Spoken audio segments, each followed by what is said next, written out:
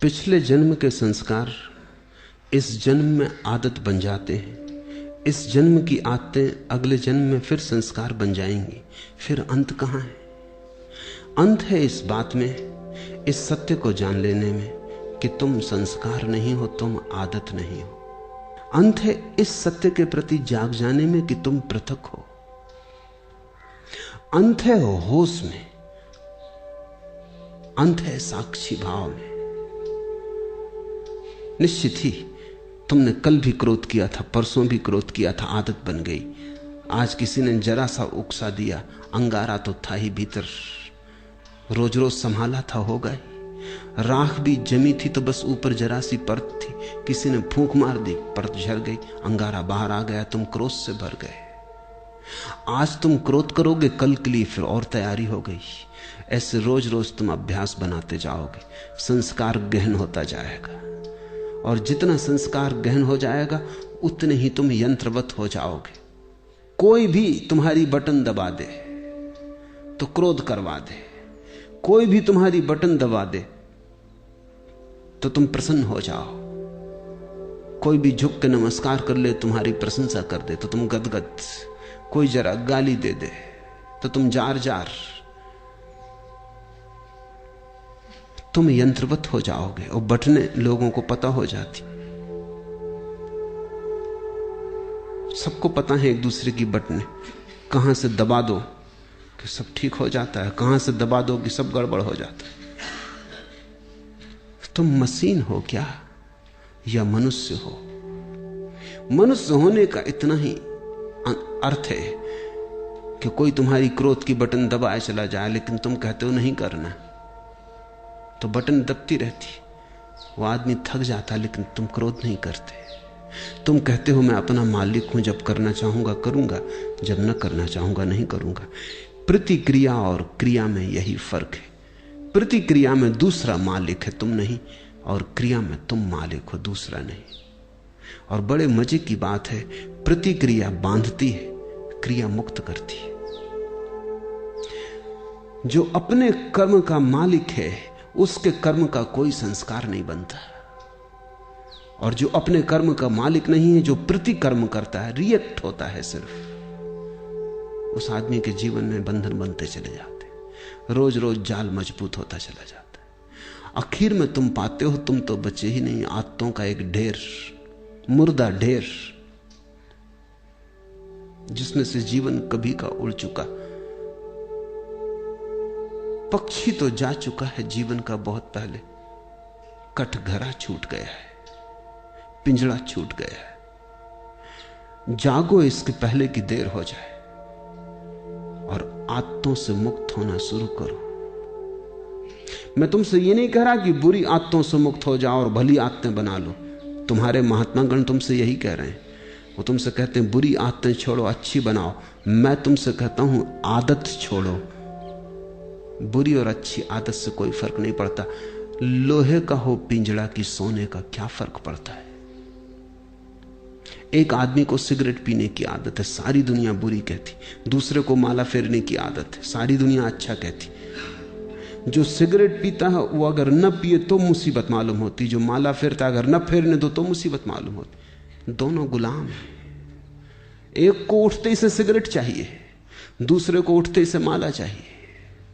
माला वाले को माला न मिले तो माला की तलफ लगती, सिगरेट वाले को सिगरेट ना मिले तो सिगरेट की तलफ लगती। ऐसे बुनियाद में बहुत फासला नहीं है। सिगरेट भी एक तरह का माला फेरना है। धुआं भीतर ले गए बाहर ले गए, भीतर ले गए बाहर ले, मन के फिरा रहे हैं बाहर भीतर। धुएं की माला है, जरा सूक्ष्म है। कोई अपना कंकड़ पत्थर की फेर रहा है, जरा स्थूल है। असली सवाल आदत से मुक्त होने का है। मैं ये नहीं कह रहा हूं कि माला मत फेरो, मैं ये भी नहीं कह रहा हूं कि सिगरेट पियो। मैं ये कह रहा हूं कि तुम मालिक रहो। कोई आदत ऐसी ना हो जाए कि मालिक बन जाए।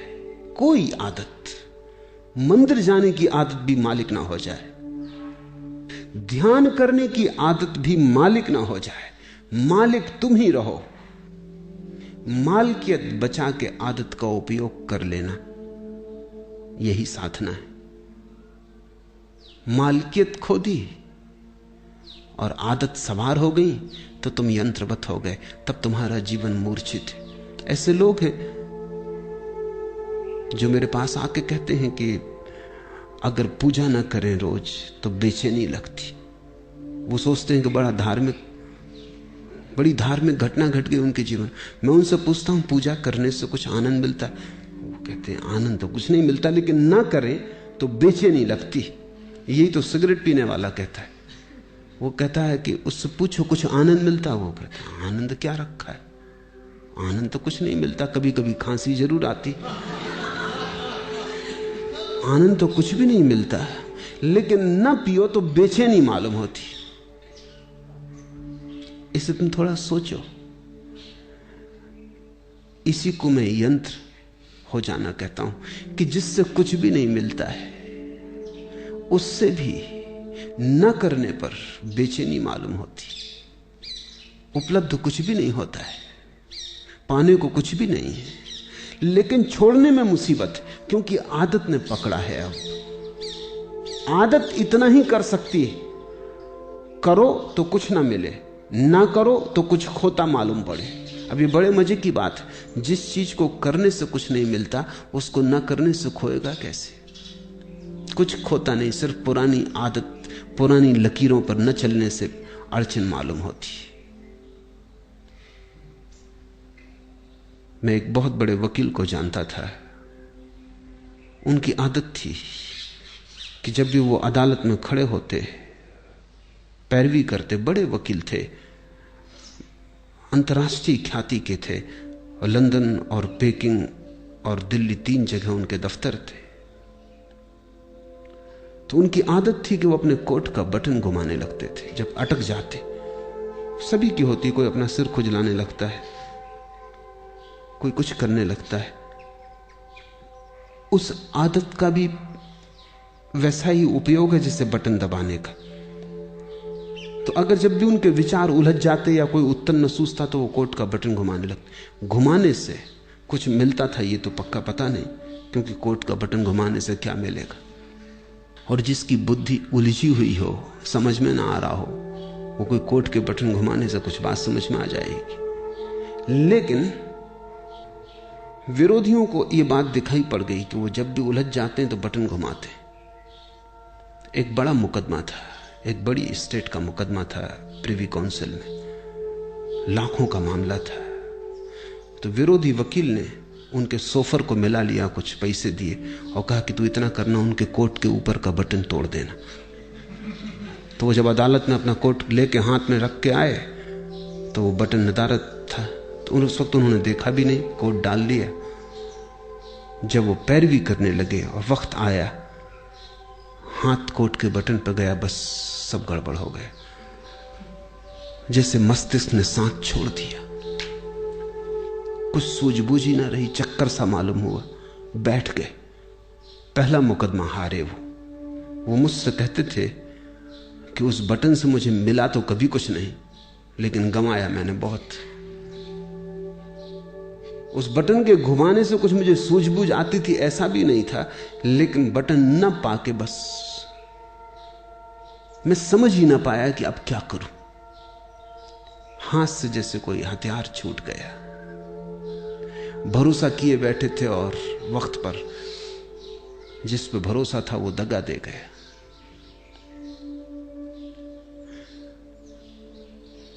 जिनको तुम आदतें कहते हो, बुरी हो या भली, इससे कोई भेद नहीं पड़ता। सब आदतें मालिक हो जाएं तो बुरी हैं, तुम मालिक रहो तो कोई आदत बुरी नहीं। गुलामी बुरी है, मालकियत भली है। मेरी परिभाषा यही है। संस्कार बन रहे हैं प्रतिपल, आदतें निर्मित हो रही हैं। तुम जरा दूर खड़े रहो, तुम अपनी मालकियत मत खो। निश्चित जीवन में आदतों की जरूरत है। अगर आदतें न हो तो जीवन बहुत कठिन हो जाएगा। आदतें जीवन को सुगम बनाती। तुम टाइपिंग सीखते हो या कार चलाना सीखते हो, अगर आदत ना बने और रोज रोज फिर वहीं खड़े हो जाओ जहां पहले दिन खड़े हुए थे, फिर देखने लगो कि अब टाइप करने का फिर मौका आया, फिर सीखो, या कार चलाने का फिर नौबत आ गई, अब फिर से सीखो, तो जिंदगी बहुत असंभव हो जाए। तुम कार चलाना एक बार सीख लेते हो, आदत बन गई, फिर हाथ ही काम किए चले जाते हैं, फिर तुम्हें ध्यान भी देने की जरूरत नहीं होती। ठीक ठीक ड्राइवर गीत भी गुनगुना लेता है, बात भी कर लेता है, रेडियो भी सुन लेता है, और कुछ तो ड्राइवर ऐसे हैं कि झपकी भी ले लेते और गाड़ी चलती रहती। जीवन में आदत की जरूरत है, बस ध्यान इतना ही रखना जरूरी है कि आदत मालिक ना हो जाए। मालिक तुम बने रहो तो संसार में कुछ भी बुरा नहीं, स्वामित्व तुम्हारा हो तो संसार में सभी कुछ अच्छा है। स्वामित्व खो जाए, तुम गुलाम हो जाओ, तो वो गुलामी चाहे कितनी ही कीमती हो, खतरनाक है। हीरे जवाहरात लगे हों सींखों पर, जंजीरों पर, तो भी उनको आभूषण मत समझ लेना, वो खतरनाक है, वो महंगा सौदा है। अपने को गंवा के इस जगत में कमाने जैसा कुछ भी नहीं। हां, अपने को बचा के जितना खेल खेलना हो खेल ले सकते हो। जब परमात्मा ही लीला कर रहा है तो तुम क्यों परेशान हो? लेकिन परमात्मा मालिक है, और जब तुम भी अपनी आत्माओं और संस्कारों के मालिक हो जाओगे तो तुम भी अपने छोटे से संसार में परमात्मा हो जाते हो। बुद्ध ने इसी को होश कहा है कि सब करना लेकिन होश पूर्वक करना, कदम भी उठाना तो होश पूर्वक उठाना, उठना बैठना लेटना होश पूर्वक, कोई भी चीज बेहोशी में मत करना। अगर तुम होश को साधते रहो तो आदत तो बनती रहेगी, आदत का तुम उपयोग करते रहोगे, लेकिन आदत के पीछे होश की धारा भी बह रही है। चैतन्य का दिया भी जल रहा है, वो भी निर्मित हो रहा है, उसकी भी सघनता बढ़ रही, उसका भी प्रकाश गहन होता जा रहा है। जीवन में सिर्फ आदतें ही आदतें रह जाएं तो आत्मा खो जाती है। आदतों के पीछे तुम भी रहो अलग पृथक, और इतनी तुम में मालकियत हो कि किसी आदत को अगर तुम छोड़ना चाहो तो इसी क्षण छोड़ दो, लौट के दोबारा सोचने की जरूरत भी ना पड़े। मैंने सुना है कि जब पहली दफा उत्तर ध्रुव पर यात्री पहुंचे तो वो एक बड़ी मुसीबत में पड़े। 3 महीने का भोजन था, वो चुक गया, और कोई 15-20 दिन उन्हें भूखे उपवास में गुजारने पड़े। कभी मछली पकड़ लेते तो ठीक, कभी ना पकड़ पाते तो मुश्किल। जहाज उलझ गया, बर्फ में फंस गया। लेकिन उन यात्रियों का जो कैप्टन था, उसको सबसे ज्यादा जो मुसीबत आई वो भोजन की नहीं थी। लोग बिना भोजन के रहने को तैयार थे, यात्रियों का दल। सिगरेट की सबसे ज्यादा मुसीबत खड़ी हुई, सिगरेट खत्म हो गई तो लोगों ने जहाज की रस्सियां काट काट के पीना शुरू कर दी। कैप्टन घबराया, उसने कहा अगर 20 दिन ये सिलसिला रहा तो फिर हम कभी वापस ना पहुंच पाएंगे। तुम रस्सियां ही काटे डाल रहे तो ये जहाज आगे कैसे बढ़ेगा, ये पाल गिर जाएंगे। मगर लोग इतने दीवाने सिगरेट पीने के लिए कि कैप्टन करे भी क्या। एक आदमी, बाकी सब सिगरेट पीने वाले, उनका करो भी क्या। वो रात को चोरी से काट लें, इधर उधर से काट लें। जब ये जहाज लौट के किसी तरह आया और इसकी अखबारों में खबर छपी तो एक आदमी ने अमेरिका में ये अखबार पढ़ते वक्त अपनी सिगरेट भी पी रहा था, अखबार भी पढ़ रहा था। उसे अचानक ये बात अजीब सी लगी कि लोग गंदी रस्सियां काट काट के पी गए, वो भी चेन स्मोकर था। उसने सोचा, हाथ में सिगरेट थी, उसने सोचा कि क्या यही गति मेरी होती है अगर मैं भी उनके साथ होता, क्या मैं भी रस्सियां काट के पी जाता।